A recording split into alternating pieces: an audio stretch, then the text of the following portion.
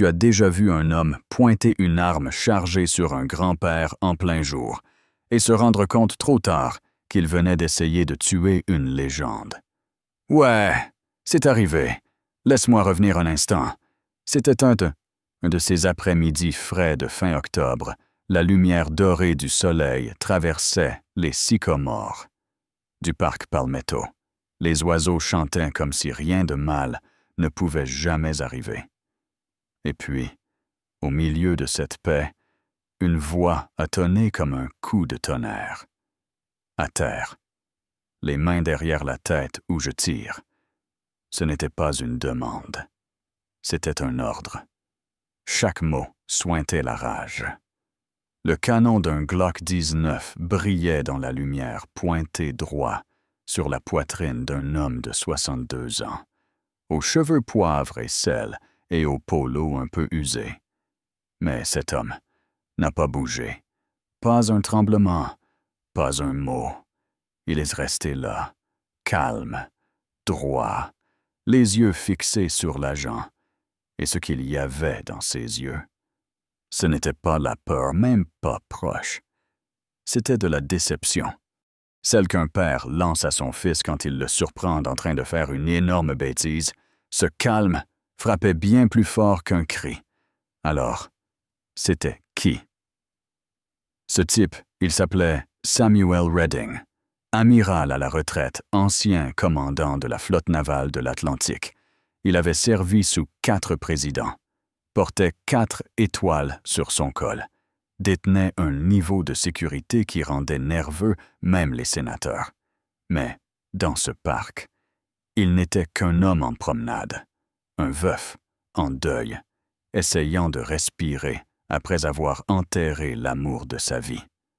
3 jours plus tôt, Sam avait fait une petite valise, quelques chemises, un vieux pull, pas de médaille, pas de protocole, et avait pris l'avion pour Charleston, rejoindre sa fille Melinda, une pédiatre, mère célibataire, débordée.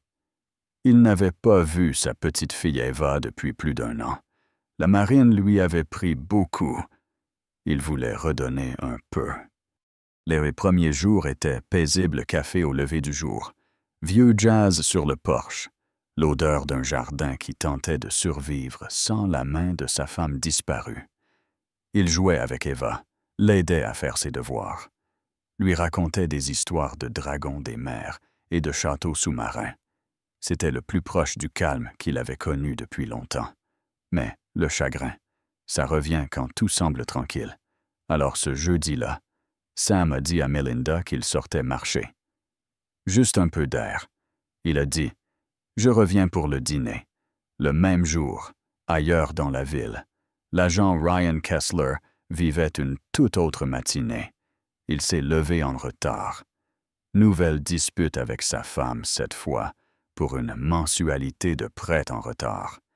Il s'est fait remonter les bretelles à la station pour un rapport non rendu. A reçu un avertissement formel pour avoir crié sur un ado qui écoutait de la musique trop fort. Le genre de gars qui rêvait de devenir marine, mais recalé à cause d'un genou fragile, et il le vivait comme un échec cuisant. Être flic, ce n'était pas pour servir, c'était pour prouver qu'il existait. Il gare sa voiture à l'entrée du parc Palmetto, lunettes de soleil en place, ego chargé à bloc, à la recherche de quelqu'un sur qui asseoir son autorité. Et là, le destin lui sert Samuel Redding. À peine un contact. Sam recule d'1 pas pour lire un nom sur le mémorial et effleure l'épaule de Kessler. Sam se retourne aussitôt, tout en politesse. « Pardon, agent, je ne vous avais pas vu, mais pour Kessler, ce n'était pas le geste, c'était la domination. » Il crache. Tu crois qu'un simple pardon suffit. T'as pas de yeux ou quoi? Le vieux. Le sourire de Sam s'estompe. À peine. Il avait commandé des destroyers, négocié des traités, reçu les salutations de généraux. Mais là, sur un sentier ensoleillé de son propre pays, on l'aboyait comme un voleur. Il garde pourtant son calme. C'était un accident, dit-il. Mais Kessler voit une provocation, une insulte. Il s'avance, bombe le torse. Lâche. Montre-moi tes papiers. Aucune raison valable. Aucune justification. Juste du profilage racial dans un uniforme. Sam reste droit. Désolé, agent, dit-il calmement. Mais sauf si vous me soupçonnez d'un crime, je crois que j'ai le droit de refuser. Et ça, c'était verser de l'essence sur le feu. Les yeux de Kessler se plissennent. « Ah ouais, tu vas m'apprendre la loi maintenant. » Puis il pousse main pleine poitrine. Sam recule, chancelle, manque de tomber dans les fleurs. Les joggeurs s'arrêtent. Une mère serre son enfant. Un homme tire son chien en sens inverse. Silence total. La peur avait tout figé. Et puis il le fait. Kessler sort son arme. Lève le canon, hurle comme s'il était sur un champ de bataille, comme si l'homme désarmé devant lui était une menace. Et là, tout aurait pu basculer. Mais juste avant que la tragédie frappe, une voix retentit. « Agent, mais qu'est-ce que vous foutez? » Tous se retournent. Un homme en costume gris s'avance. 2 gardes du corps derrière lui. Cinquantaine. Connu. Autoritaire. C'était le gouverneur Mason Caldwell, en route pour une cérémonie d'anciens combattants. Il balaye la scène du regard, puis voit Sam. Et là, tilt. Il passe devant Kessler comme s'il était invisible. Mon Dieu. Amiral Redding. Le nom tombe comme une bombe. Amiral Kessler blêmit, main tremblante. Il regarde à nouveau Sam, vraiment regarde. Et soudain, ce vieil homme n'en est plus un. C'est l'Amiral Redding, l'homme des reportages, de la médaille, de la valeur. Celui qui avait défendu le golfe Persique et reçu les honneurs des Nations unies.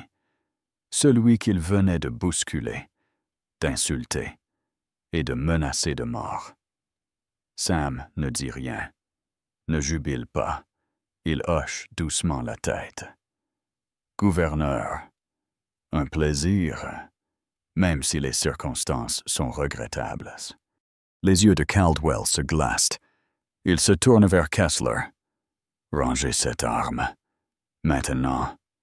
Kessler, livide, galère à remettre l'arme dans son étui comme si elle pesait une tonne. Bafouille un truc sur un comportement suspect.